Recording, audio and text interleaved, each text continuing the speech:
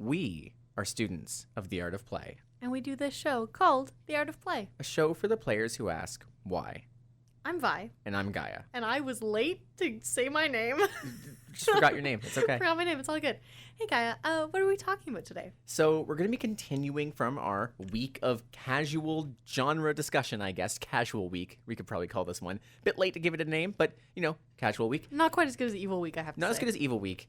But today we're going to be talking about idle games. So in the last episode, we went really into how casual games are different from main game design and how we can learn from these casual games to make better games in general, but also why are casual games so different? And we talked about how they focus on different audiences, they have different monetization practices, they're very accessible, and they try to minimize the amount of things you have to do at once.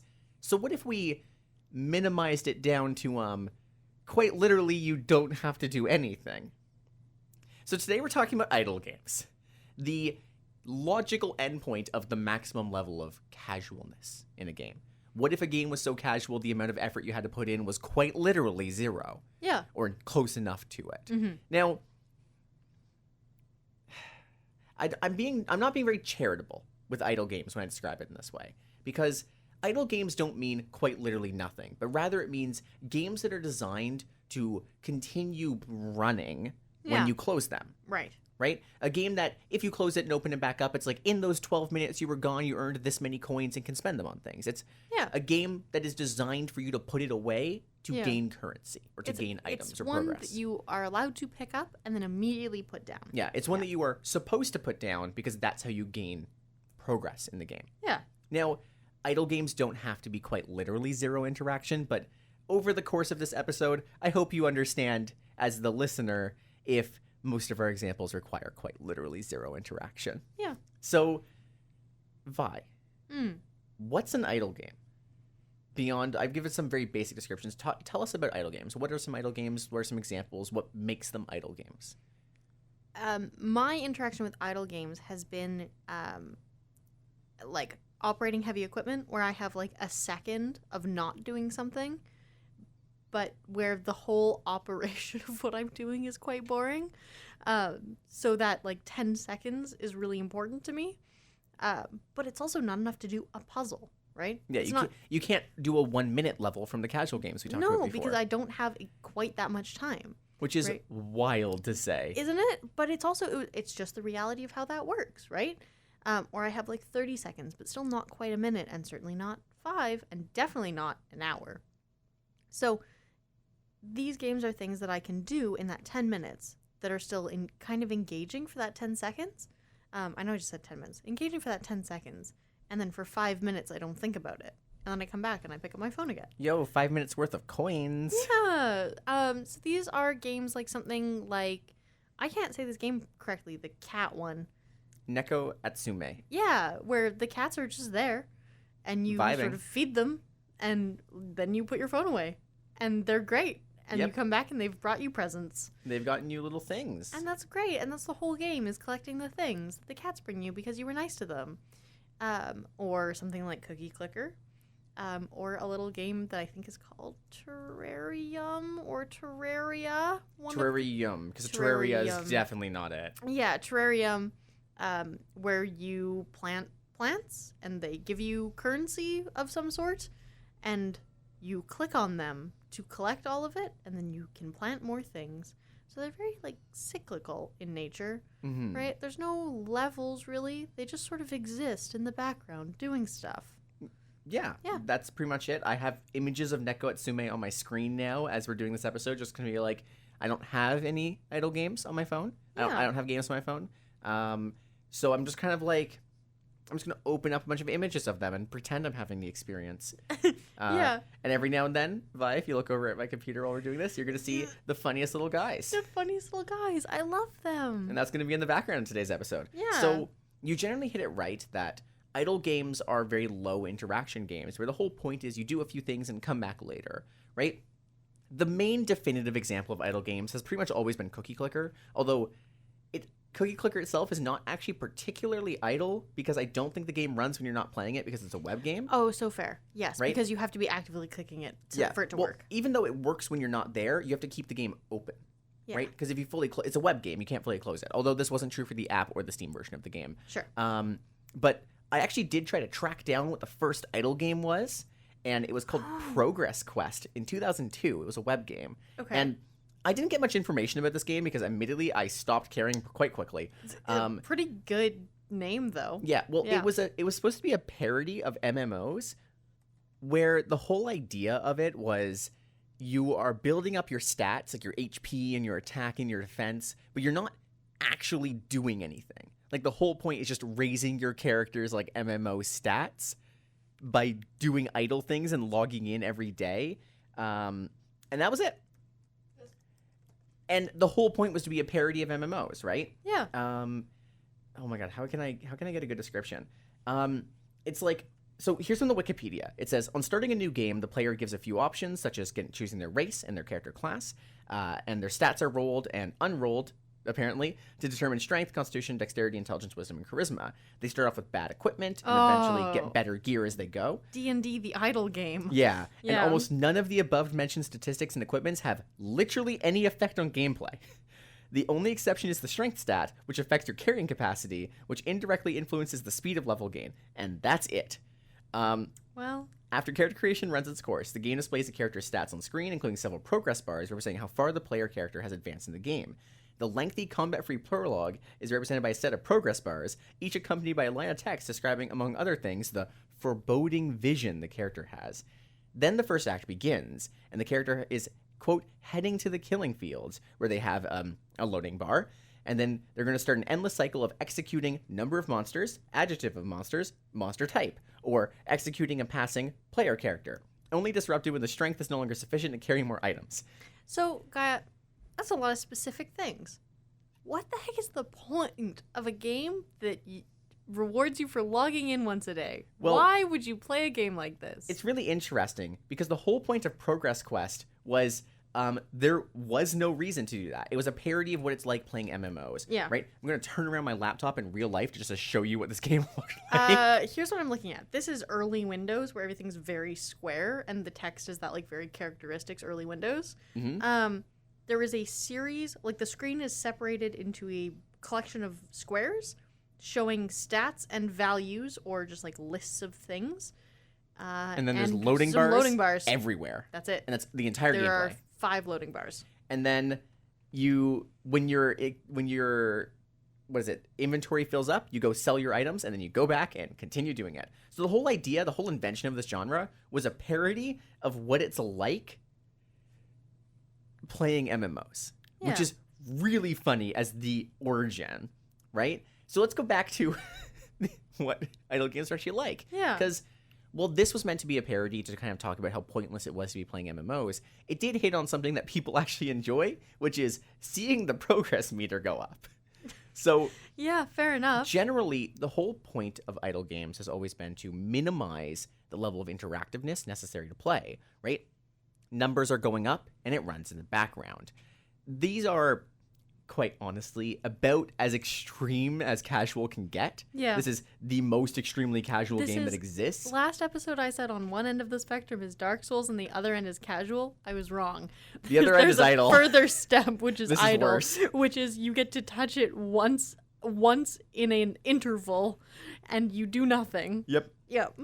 And, like, these games are so boiled down to their fundamentals that you really don't need to play quite often. Yeah. Now, these games are quite often also actually part of another subgenre known as endless games, where at points in time you reset the game, get permanent, sometimes, buffs, and then go back from the beginning slightly faster. Cool. So why would people care? Hey, Vi, Hey. why did you play idle games? Because I didn't have anything else, and also it's really difficult actually to articulate why games like this are fun, but it's that they're rewarding and that something happens that is new input to your environment. You know how sometimes you can think of yourself. You get the dopamine rush of a new experience. Yes, you know how sometimes you can think of yourself as a zoo animal who needs enrichment time. This is enrichment. Ha! My zookeeper has given me a different color ball. Excellent. Excellent. Excellent. That's how I feel playing idle games. I'm like, I wonder what my cat will bring me next. Oh, a ball of yarn. Delightful. You know what? As a listener, this episode has to be wild to listen to, but this episode isn't for you. This is for us. This is for us. We've talked recently about sometimes we need to be happy. Yes. Sorry, does that... Sometimes the podcast host has to be imagined to be happy. So sometimes podcasting has to not feel Sisyphusian. So there are actual reasons to care about idle games. First of all, the fact is, like with casual games, they do play on a lot of psychological factors we have to be aware of. And while in casual games we mentioned how easy it is to abuse them, idle games often do. That's actually often the point of idle games, is using human psychology to encourage spending quite often, right? Yeah. You're waiting for that progress meter. You can spend $1. How about 10? We've talked about growing pumpkins.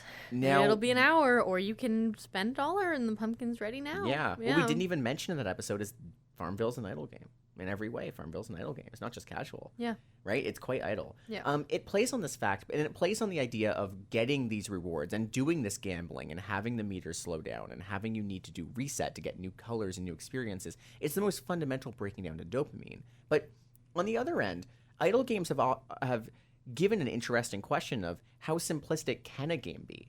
When we're talking about making accessible games and breaking down games to the, this topic only came up once in season 1, but to create that minimum viable product. Yeah, it's right? It's the how many controls does your game need? What is the minimum thing a game has to be be a game, to be fun? As a case study, idle games are extremely valuable in how minimum can you make a game and still have a fun game. And also what mechanics are valuable and rewarding as a sole mechanic and not as part of a larger whole. And how could we incorporate these mechanics as a larger whole now that we know that they are extra fun?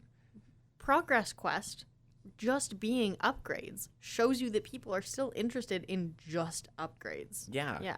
Right? And Cookie Clicker did this immensely in adding these fun little achievements, these little Easter eggs and surprises, but you really are just making numbers go up. And it's like they're adding colorful images, and it shows the value of good visual design. I'm just sitting here clicking on a cookie, and the number goes up. That's it. And again, it comes back down to, on one hand, how basic can a game be and still people enjoy it? And on the other hand, is there a risk of this being abused? Right?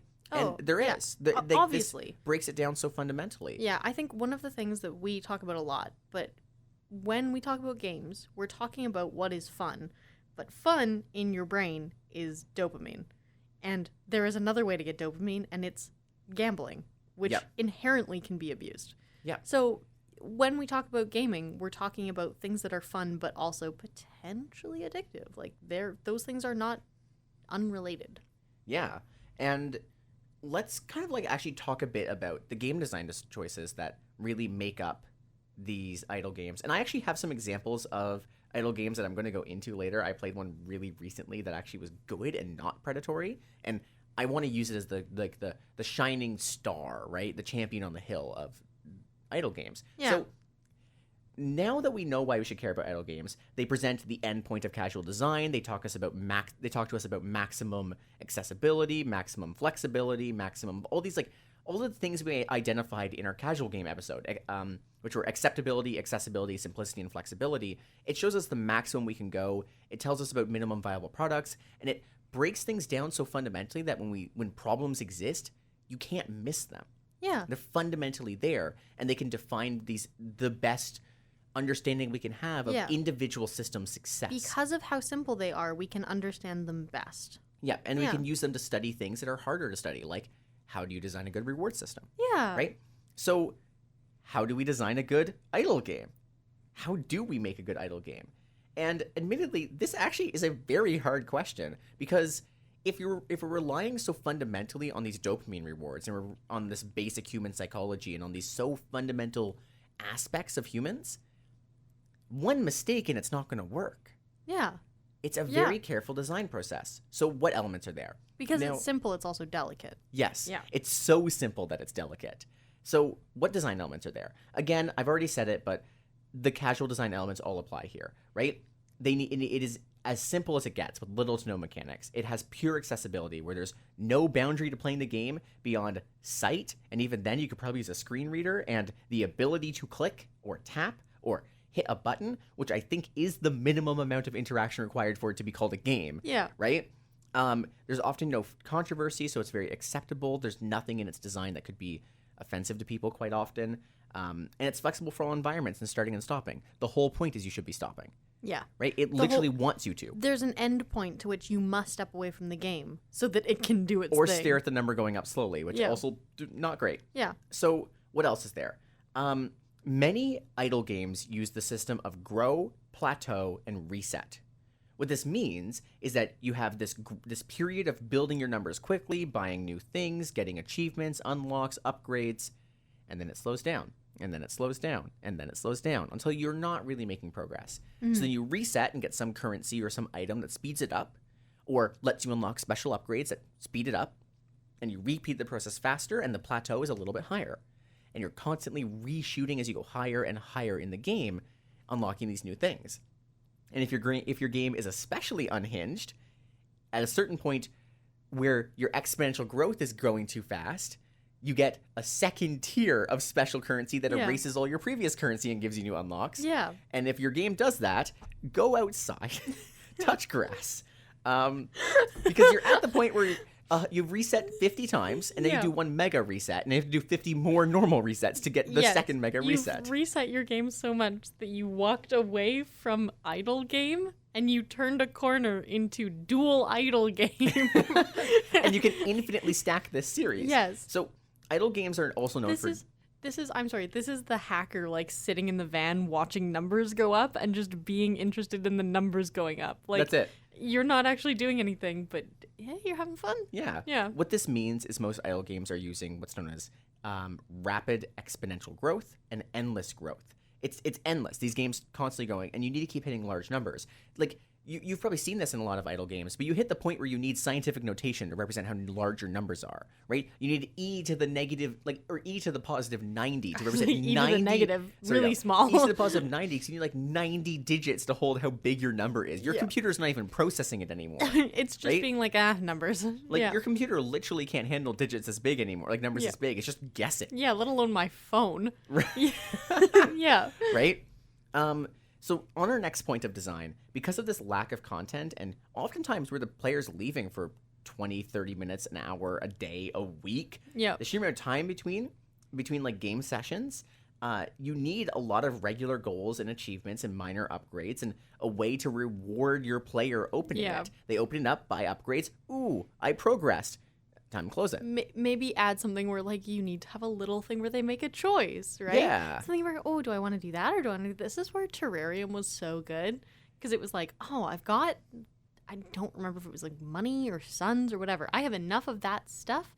I want another one of these plants. Great. And then you plant it and you move on. Yeah. Or Neko Atsume, where you could buy new furniture for the cats or better food. And you would be like, the cats are loving their little house I've built. I'll come and check on them in a few hours and see if I can buy them something better. Yeah. It was right? like, I want to have all of the blue accessories. So I'll wait until I have the money for that. And then I'll do it. And you just sort of put it in the back. You put it in your junk drawer in the kitchen of your mind and you close it. Yeah. And that's it. And the next major design decision for these games, kind of building on this, is these games often have very vague conditions, and they have this new game plus thing with the resets, which make them very open-ended and repetitive, right? You're kind of always doing the same thing on loop, and you never really know when you're supposed to end. But you are kind of always like winning a little bit, which feels good. So... But that's important. You need to design it to constantly have you winning a little bit so that it feels good. Yeah. Neko Atsume gives you the new little plants, the new little things. Hey, the whole thing of this is I need a little bit of dopamine. Yeah. That's it. Cookie Clicker uses the text in the game to say how you're slowly enveloping the world and then the universe in cookies because you're making exponentially so many cookies. Yeah, and you're like, yay, cookies! And Good. it's like the world governments have fallen to the growth of the cookie flood. And it's like, I guess I'm going to make more cookies. Intriguing. Weird. What happens if I make more? And that's the same thing. Like, that text is still just that dopamine reward. Yeah. Right? And... being rewarded with chunks of story as dopamine is a really fun way to think about that. But that's all Cookie Clicker is. Yeah. Right? And then we can, like, going into another design feature, because of how repetitive these games are. Remember how earlier I talked about automating the menial things? Yeah. Right? That's all you do in these games.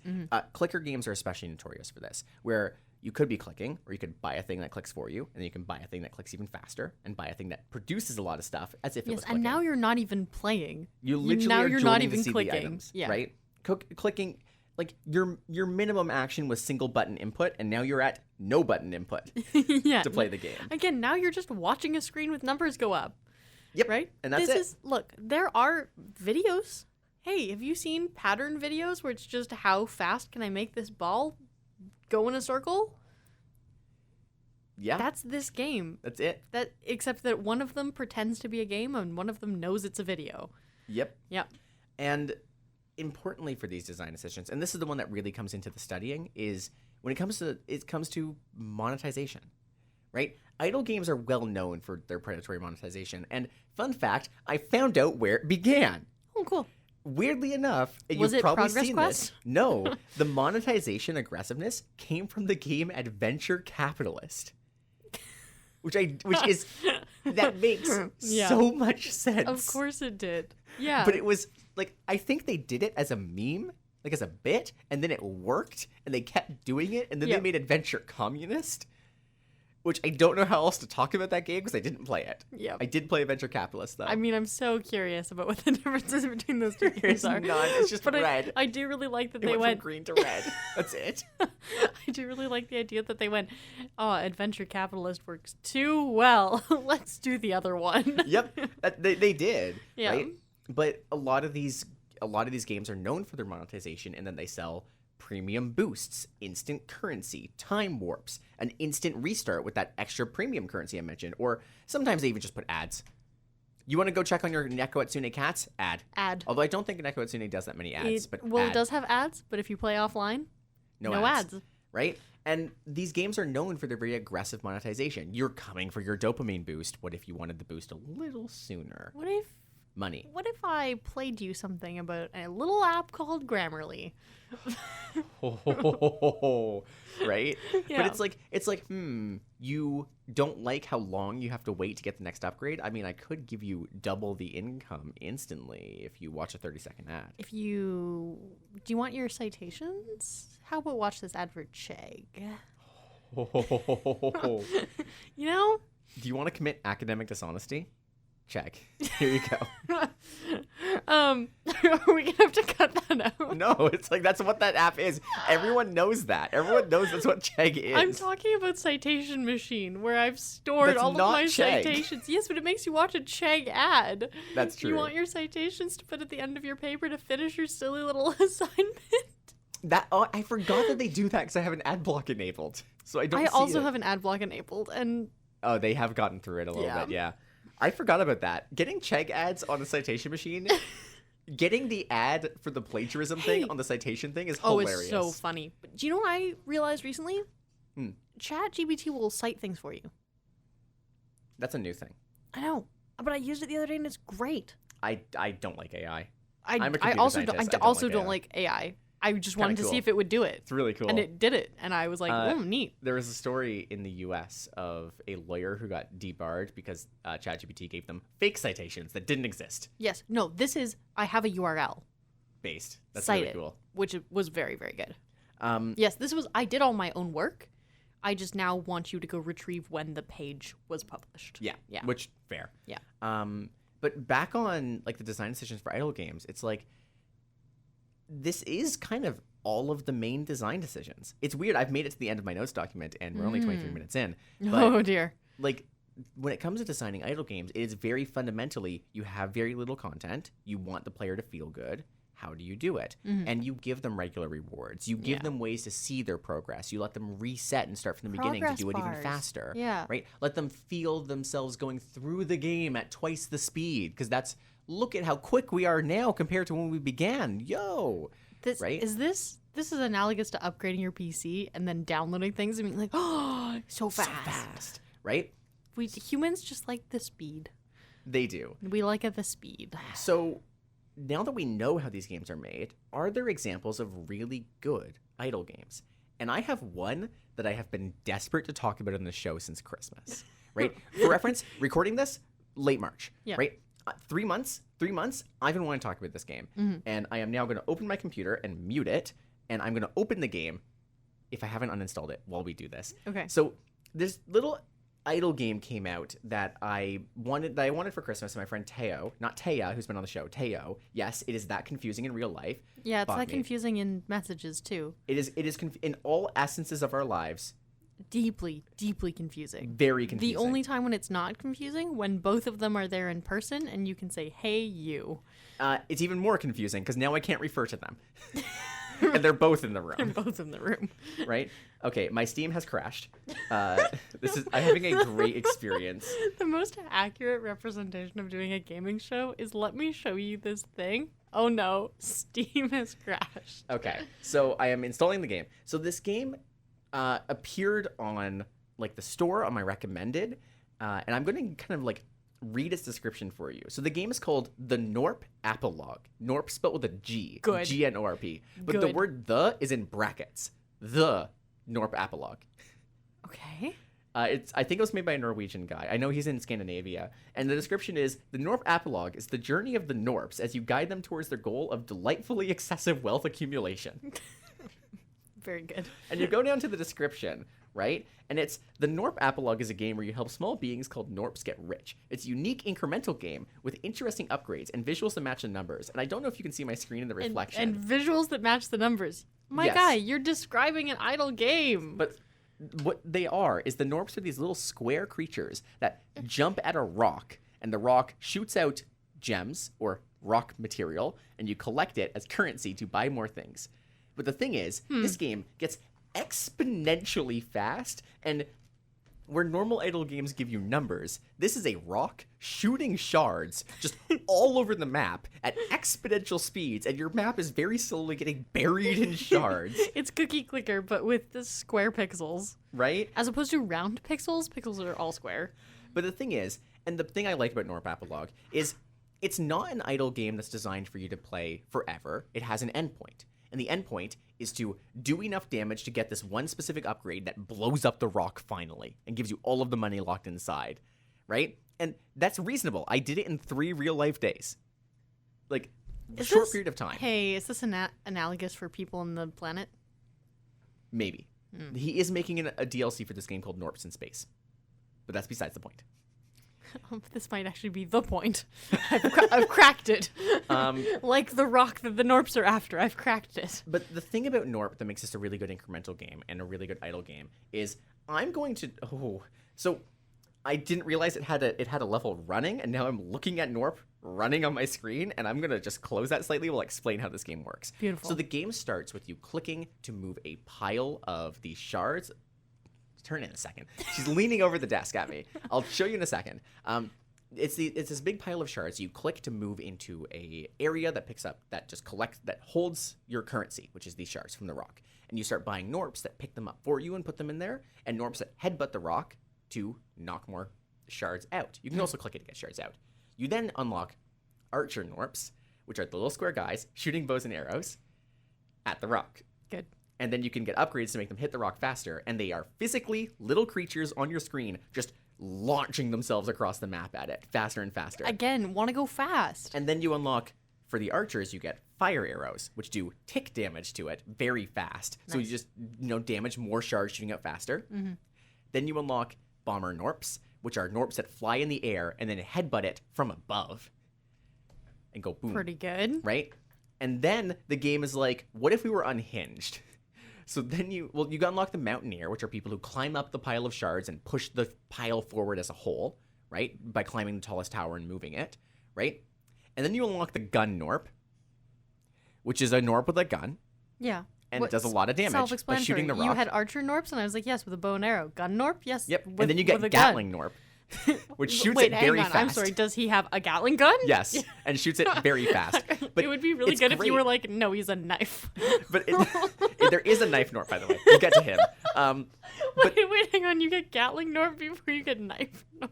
Yes, we'll get to him. It takes a long time to get the knife Norp. Why? I'll get to it. So the thing is, like, the Gatling, like, again, they all have visuals. So you have, at this point in time, you have dozens of these Norps headbutting the rock, dozens of them moving at light speeds to pick up all the shards, dozens of them falling from space, right?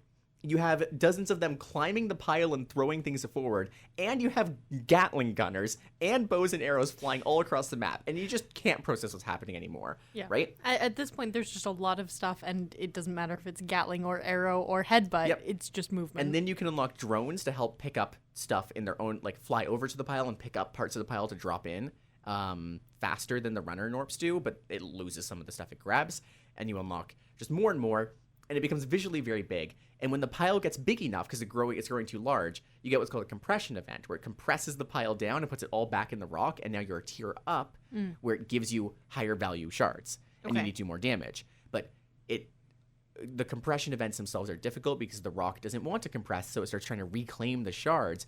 I know. Long description. The shards just fly from the pile back into the rock, because why not? Just waiting for you to explain Knife Norp. So you need to produce it fast enough, and then eventually you unlock a church with a temple. Why? That is called the Chosen One, which pulls a sword from the stone to give you a warrior one with a sword. This is the knife guy slicing at the rock. Okay, this is sword guy. It's not knife guy. But you see why I held out, right? You want to see why? You see why I held out? So clear here. And a sword is not a knife. And see, then eventually you unlock the missile silo, which uses your shards to make missiles to bomb the rock. And at this point in time, you can't process what's happening on screen. And you hit a point where you can't get the compression events anymore because you're not producing enough stuff. So you do the reset. And oh my gosh, my computer's fans are going wild. So I think I'm going to be, this is the point where I need to show it to you before turning off my computer. Oh, because it's actually... This looks... Would you like to describe what you can see? I am looking at visual confetti. Do you like the rockets hitting the rock? I do. Sorry, it's actually really hard to process. I am seeing on the the right-hand side, there's just sort of a bunch of white stuff that's being thrown into a pile. And then in the center, there is a white ball that is spewing colored confetti. And then That's on the rock. The left-hand side, I am seeing some things shooting some stuff at the rock, but it's all deeply confusing because there is so much stuff going on all over the air screen. and the missiles. Yeah, there's a lot of missiles. It looks like a school of birds, but worse. Yeah, so this is the end game. So what happens when you reset is, unlike in other games, in other idle games, when you reset that you don't get much for it, right? Where you get like, 10% faster rock collection. I need to turn this off. My computer has doubled in temperature. In Norp, what the upgrades give you are unique powers and abilities for your Norps to give you more animations, and they can do more things. And yes, it means they earn faster, but one of them is like, for the fire, instead of being a slow tick damage, all the fire damage happens in 1 second. So it's just rapid damage and stop. Yeah. Right? But then you can pair that up with giving your guns fire damage. Yeah, I know. I am trying to tell my computer to stop making noise. Okay. I'm just going to put this away. I recognize it's coming through the mic. Yeah, that sound you're hearing is that's my computer's Guy's fans. Computer. That's not the noise the game is making. Yeah, that is my computer trying to process Norp. That is your computer doing Norp math. Yeah. Yeah. But the thing is, with this fire ability as well, it doesn't just give this high level like fast damage, but you can then give the fire to your guns. And the Gatling gun, which means the rock is always on fire. And then you can get other abilities where the longer your rock's on fire, the more damage it does. And now you're stacking these things up. So it's not just gain abilities, but strategize what these new powers you're going to unlock are going to be. Sure. So it's an idle game, and you are supposed to walk away, and you're not supposed to be clicking it very much. But you have so much influence in what you buy and what you do. And it has a very fixed endpoint and no microtransactions. This is an $8 game. And that's it. I love when games have no microtransactions. Yeah. It makes me enthused. And it's at the point, I'm in the Discord for this because of course I am. It's Norp. What do you want from me? What do you want from me? It has a good name. There was a guy with a knife. That's good all game. I need to know. But the thing is, as well, the developer is like, I don't want to monetize this game anymore, but I want to keep making content. Hey, I'm going to hold polls, and you can all design hats, and I will add my favorite hats into the game for you to unlock for your Norps. Great. And that is quite literally what is currently happening. Just hats. And it's not just he's adding his favorites. He's having the rest of the community vote on which hats get in the game. Nice. So he's taking his favorite hats and then having people vote on them, or just all hats. He's picking his favorites and having people vote on them because he's gotten hundreds of submissions. He's like, okay, here's my favorite 10. I will pick 2 of them. You vote. And it's so fun because we've talked a lot about how these games can be so hostile and how these design decisions can be used to like generally not do good things. And then you have games that are maxing out the idle games promises of this quick dopamine, the ability to walk away, its ease of play, and its like accessibility. And they're so easy to put away permanently if you want to. Yeah. Because at some point you're going to have enough of Norp and you're going to be like, yeah, you know what? I saw a lot of stuff shooting around on a screen, a bunch. I'm good. Yeah. Yeah. But it's also not just so easy to put away, but it's fun. You generally feel good. And the upgrades are coming quickly. You don't need to buy anything. You don't need to walk away for an hour. You walk away for 2 minutes. I go make a coffee, come back and buy things. Yeah. Right? Which means it's an idle game, yes, but it's a game. Importantly, it's not waiting simulator Nekotsume, which even though Nekotsume is a really good example from this genre, Waiting simulator. It's an idle game, but not a waiting simulator. Yeah, I think what's really important here is that idle games are fun without having a lot of like problems, right? Yeah. You do a thing, the game tells you to walk away from it, and then you go walk away from it, and you can come back when you want to. And the thing about Norp, and this is the one thing I love, so I did finish the game. I blew up the rock, right? Nice. And then the game said, you've unlocked speedrun mode. It starts you off. And you went, yes. I haven't actually done it yet. Oh, what? Because Out of character. At that point in time, I was running D&D games and could not. And you were like, I'll speedrun the D&D games instead. Yes. So the way that the speedrun mode works is it gives you 16 of those upgrade points, which is like that's about the amount you need to finish the game. And it says, finish the game as fast as you can with only 16. You cannot reset. Ooh. Which it's like, now you've spent all this time resetting, learning, figuring out good combos, and playing well. Now how fast can you beat the idle game? Nice. Which is the most wild Which is thing. also just like, hey, break the game. This game is made to do not that, but do it. Yeah. Yeah. And remember, it took me about 3 days to beat this. And I'm trying to figure out what's the best speedrun time people have done. One person here did it in 16 hours. But apparently the world record for hitting 16 hours is their full game, not the speedrun mode, right? But in the speedrun mode, the current world record is 9 minutes and 43 seconds. Good. That's how quickly someone started a game with that upgrades, selected all their upgrades they wanted, and just let it run. Won. Nice. 9 minutes. I like it. I love this game. It's a good game. Honestly, this game, the reason why I want to do this episode. This game has been half the episode. It has. And it deserves it. And honestly, and I feel idle games for me are so fun because they are no risk, all reward. Yes. Yeah. And Norp, all reward. Norp little in guys. particular, Little here's guys. the thing. It's so hard to talk about an idle game badly because the only thing you can say about an idle game that's bad is like it's a little bit boring, right? It's like, okay, so put it down and do something else, right? Yeah. Go live your life. That's Go touch literally grass. how it's built. Done, right? That is the only bad thing you can say about an idle game. Otherwise, you go, it's fun and I'm enjoying it and I don't have to explain it. You click a thing and cookies fill the screen. It's good. And then I move on. Yep.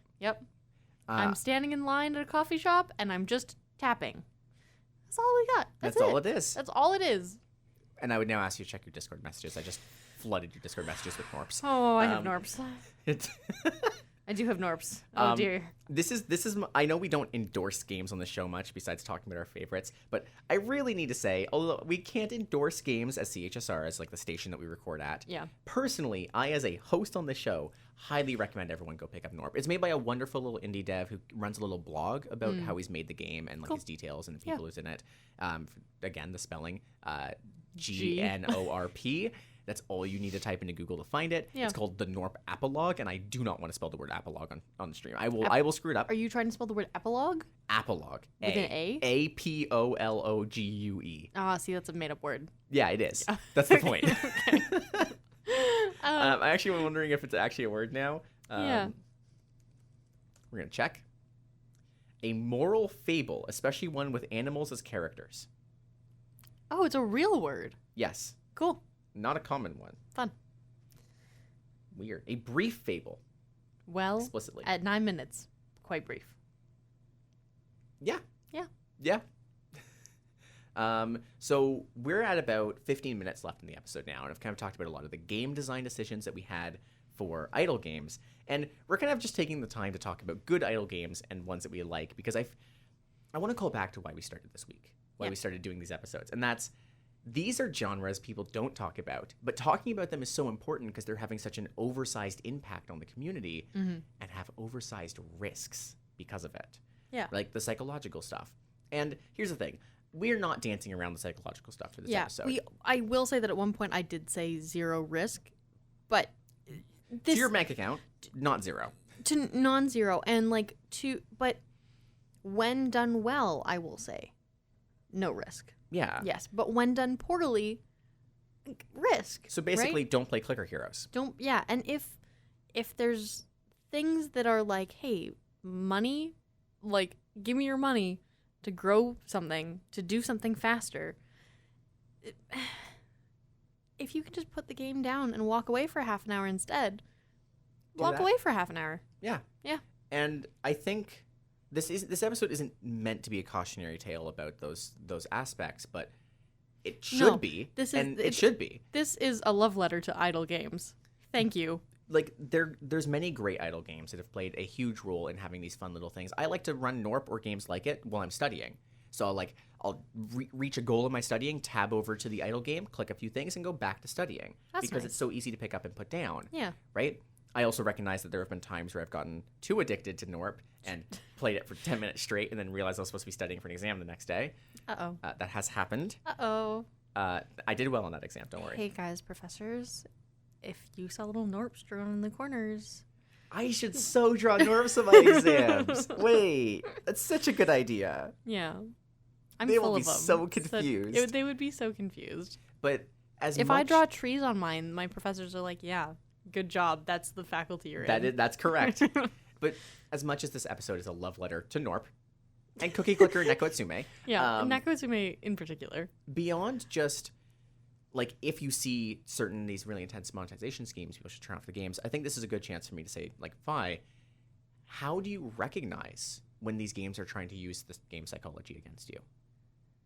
I think if you find that you're being stopped in gameplay in a way that's uncomfortable, and the way to stop feeling uncomfortable is to pay money, instead of feeling uncomfortable about your progress being halted, like, again, just step away. Honestly, I'd say uninstall the game. Uninstall the game. Go find a better one. Go play do NORP. Go play NORP. Go play Cookie Clicker, straight up. Go do something that has been around for a little bit longer that doesn't really do that. Yeah. Yeah. And it's not just stopping. If you find that the game is has these holding over you, these boosts, these time skips, don't you want to earn money a little bit faster, right? Don't you feel a little slow? Yeah. Right? Anything, if you feel like a Wall Street trader is coming up to you in a suit and being like, wouldn't it be nice if you could do things faster, if you could make a little more money? Literally adventure capitalist, because he's quite literally a Wall Street trader. Just that. Like, if you feel that that presence emanating from a game, you can walk away. But there's also another good way of identifying it, and that's when you know that there's a monetization in there for speeding you up, and you start to feel the game really slowing down. Yeah. And as it slows down, it doesn't feel like it's slowing down for narrative purpose or growth. It feels like it's slowing down too much, too quickly. Too quick. Like, trust your gut instinct on that one. It's a hard thing. I think also, like, you could show it to another person. Just be like, this is what it's doing. And I think in explaining it, you would find that it's being unkind. Yeah. Yeah. Right? And this is definitely meant to be a moment of caution, especially I very rarely put caution statements into our show, because our show's about game design and making good games. Yeah. But we've entered the realm of good games are rarer, and there are harmful games. And we didn't want to talk about harmful games as much in the show, because this is not meant to be a downer. But this is going to be my call to, like, people with responsibility. If you have kids, or you have, like, friends who are, like, you have younger friends or inexperienced friends or people entering the market, or you have younger siblings. Or you have older grandparents. Yeah. Yeah. This is a good chance to educate them about these more harmful features, Yeah. right? Fact is, games like psychology tells us that your brain wants dopamine. A good way to get dopamine is randomized boosts, like seeing progress, like seeing measurable ways of getting progress, which a progress bar is the most measurable way of seeing progress. Yeah. Right? Seeing growth or speed or time skips or money or numbers go up. your brain wants to see this progress and this growth. Yeah. And if you feel like this growth is being used to sell you something, and the goal is to sell it to you, caution people about that. This is a Yeah. good chance to have that conversation and say, games are great. They're Yeah. fun. They're entertaining. And But what have do you problems. think the goal of that monetization is? yeah, That's it. do you think they're going to slow down the game and try to take advantage of you? And are you comfortable spending that money now, early on? Because if you're not now, you definitely shouldn't be later. Yeah. Right? Yeah. And I think that's very important. I think the first time you encounter it, if you go, "Oh, I'm not doing that," that's your answer right there. And I think there's another really good metric. The point of idle games is to be able to put them down and to come back to them later. So if you find that your idle game is telling you, oh, but you could speed up and keep playing, that's not an idle game. That's a predatory game. Yeah. Right? Norp slows down. When I play Norp, that game gets slower, and there's periods of time where I'm not making much progress, and I walk away. But that's because I know I have two options. I can reset and try a better strategy, or stick it through to the end. I can always come back to play more if I want. The game never tells me I have to, though. The game straight up is just like, yeah, you can walk away. It's fine. Yeah. The Norps will still keep hitting the rocks. Yeah. Actually, if you walk away but keep it open on your screen, the camera starts following individual Norps for about 10 seconds, and you get to see that Norp hit the rock from its perspective. Not like zooming in, but just following it. Yeah. And then it goes to like one of the bomber Norps that are flying in the air, and like it gives you cinematics to Yeah. reward you walking away. Yeah, to reward you for not touching it. It wants you to play it idle. And that, like, I would just leave it in the corner of my screen and look over to it happily every now Yeah. and then.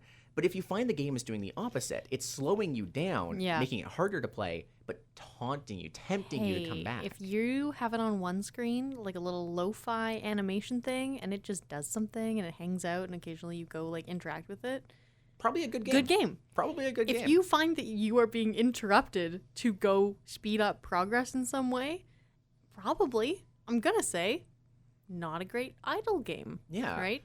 Or maybe just not an idle game. Like, I don't want to be like, if you're doing that, like, if I have Baldur's Gate in one screen and I'm trying to do my homework in one and I keep having to go over to Baldur's Gate to do stuff, Baldur's Gate is it's not an idle game, right? right? It's asking me to actively participate. That's It a different misses kind the of game. definition of progress without interaction. Yes. Right? And I think this is important to recognize for these games because these games can be very fun. They can be very cathartic. A lot of people find idle games are really good for reducing their stress. Yeah. I would maybe Norp is a little intense for that, but Neko Atsume was really good for that when it came out. Yeah. And there's tons of like Pokemon style idle games or like semi-idle games that are out there for the same purpose, and they can be very calming and relaxing for people. And that's one of the reasons why they're so good. We didn't even talk about that earlier because we're so focused on game design, but why should we care? Because these people like these games. They want them. They're fun. Yeah. They're the bare minimum action, but also that's really calming and that's really nice for a Yeah, lot of that's people. why I played them. I said Yeah. that at the top of the episode. Yeah. Oh, yes. Okay. Yeah. Good, good. But yeah, we did touch on it. Cool. Okay. I definitely missed that bit. I'm so sorry. You were thinking about the Norbs. Yes, Yeah. most definitely. In your brain, you were like, I can't wait until I can introduce Vi to these creatures. It's on the bottom of my document. It just says fave example, Norp. I did see that and chose to ignore it because I figured it was going to come up. Yeah. I was And like, who knows it would dominate this much. yeah. I was like, Um, Norbs. Norps. So good. But it's idle games represent this weird area of it's barely a game, but it still is a game. And it's a game it's a game that's using a lot of psychology to make you enjoy it. So you have to ask, is this game doing so in a trustworthy way? Is it you're consenting to it, like doing these psychological tricks for your enjoyment? You just have to make sure you understand them. Yeah. Is Yeah. this informed consent, and are you comfortable giving that consent every time you do, right? Or do you feel like you're getting addicted and pulled into it? And this is, like, I've always been one who says game addiction isn't a thing, but games can use addictive qualities against you, right? And idle games are going to be one of them. Not always, and a good game won't, but idle games are the most common to use it. Think about Farmville. People who could never put it down and constantly wanted to play it and spend money, right? Farmville did that. It didn't try to. Actually, as far as I'm aware, it was very accidental that Farmville did it originally. Right? Yeah, I don't remember. I mean, in my Farmville experience, I never was like, yes, real money. Yeah, Yeah. It did hit people because you could spend a little bit of real money, but it was like a little bit of money went a long way in Farmville, right? But yeah, like I want to give those cautions. So what is a good idle game? It's a game that wants to be your little buddy in the corner. The Yeah. one that you look at and see your little cats or the big cookies going wild or the Norps hitting a rock, right? Yeah, or your plants growing stuff. Yeah, it's a game that wants to be a decoration in your life. Yes, not a feature. Yeah. Yeah. That is happy for you to come in every now and then to decorate it a little bit You and should, move and away. you should also feel good about interacting with it. Not, oh no, I'm gonna get stuck here for an hour. Yeah. Like, yeah, okay, I'm It's- gonna interact with this for like 2 seconds. Yeah, Yeah. it should be more along the lines of, oh, cool, I'm this is gonna- the next step. I'm gonna log into Progress Quest and click a button, and then I'm going to be done with it for the day. I love that Progress Quest has dominated this episode so much. Love that. I like that it was the first one. I was like, you know what? I Yeah. would play it and it today. was satire. It wasn't Yeah. meant to be its own genre. And Yeah. it birthed a whole genre. It birthed. Right? It did. And again, these games are great case studies, and they're great examples of like what we can do with basic game design principles and practice them, and that people really enjoy these fundamental principles. And games don't have to be these big spectacles. The whole point of Casual Week, as we're coming into our final 5 minutes, like the whole point of Casual Week was to talk about these genres that we don't talk about much, but also how little of a game you need for people to have a game, and the fact that having a smaller, littler game is valuable. Mm-hmm. And idle games are valuable in being as little as it gets. The only thing, and you know what? I want to make a statement now that we're in the last 5 minutes. Progress Quest is the first, but we're not mistaking this. Everyone's first idle game was Tamagotchis. I mean, if you had one. Yes, which most people did for like a 1 year period, right? Hey, does Nintendogs count as idle? Yes, most definitely. Yeah. Right? Hell yeah. Idle, like, there's so many examples we didn't touch on earlier because we were like, first of all, I forgot them, and I'm the person who has just the full notes in front of me. And also, you right? went straight to Norp. And I want to talk about Norp so You bad. want to talk but, about Norp. like, these games have played a big role in very successful ways in the past for people. Like, again, Nintendogs, Tamagotchi, So good. caring about little creatures. We love. right? Hey, one thing I've learned about people, we love caring about carrying. We love caring about a creature. We love caring about plants. Yes. Right? We're very, very good at it, and we like it. But for people who like that isn't an option, having a little virtual guy fills a pretty good need. Yeah. Yeah. And also, we didn't even get the chance to talk about this because I only thought about this now, but there's also examples of idle games interacting with more hardcore games. Do you remember when Pokemon Heart Gold and Soul Silver had a little Pokewalker? A little Pokeball with a little I guy do. that you walk Yeah, I around do. with you? Yep. That was an idle game. Idle game within the game. Love Idle it. game to train your Pokemon. Fun. Right? Yeah. And it's almost idle games, and it's going to be like, I can't believe I'm saying this at the end of the episode, but idle games are games as a lifestyle rather than games as an activity. Yeah. They're a little piece of your life that can occupy space in the corner, much like a fish Yeah. tank, but digital. It's Yeah. your digital fish tank. Digital fish tank. Or, And- and sometimes like a literal digital fish tank. Yeah. Do you remember the literally. Windows screensaver that was fish? Yeah. Yeah. Yeah. Oh my god, I want that. You can still download it. I want it back. It's still downloadable. But yeah, and in terms of the safety things, again, I need to keep coming back to this. Your idle game should be a digital fish tank. Yeah. And that's something that I think is going to be a big takeaway here. Yeah. I think it's important that you recognize when your life is your life, when something is a feature in it, and when it is separate or intruding on your real life. Yeah. And I think that covers most of everything I had for idle games for this episode. Is there anything you wanted to add, Vi? I love me a Norp. I have several in my messages. You have many? I have many. Plentitudes? Plentitudes. I expect them to be added to a Discord server. They are all in our React. Discord server, I yep. If not, they will be. Expected that. That's all I have to say. Idle games are good and wholesome. Fun little toys. Fun little guys. And I that's all love they have them. to be. And I want a little fish tank simulator. And yeah, thank you for listening to me talk about Norp and these fun little topics. Yeah, thank you episode for one wasn't of as the planned. most rambling episodes we've ever done. I hope think we so. I hope we were the idle game in your day and you just had us on the background somewhere. But I hope there was something to learn from this in Yeah. that and how to do good idle games and why to care about them and the many Yeah. different reasons. Even if it wasn't as structured as our usual episodes. Mainly because half the cool things that I thought about came in the last 10 minutes. And hey, sometimes we just do stream of consciousness. Because I forgot Tamagotchis existed. The art of play. Sometimes art is abstract. The art of rambling about Norps. The art of rambling about I games. might call this episode that. Anyway, I've been Vi. I've been Gaia. Bye. Thank you so much for listening. And that's it for today's episode. But what if you wanted to listen to more? Well, our new episodes come out every Thursday at 9 p.m. Atlantic, and there are 3 different ways that you can listen. If you're in the Fredericton area of New Brunswick, Canada, you can listen live on CHSR 97.9 FM through any of your radio services. If you're not in this region or you prefer using the internet, you can tune in on chsrfm.ca at the same time, 9 p.m. Atlantic.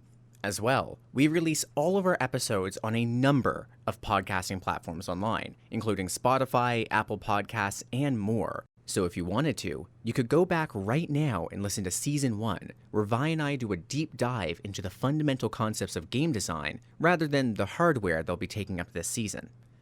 Anyways, thank you for listening, and have a good one.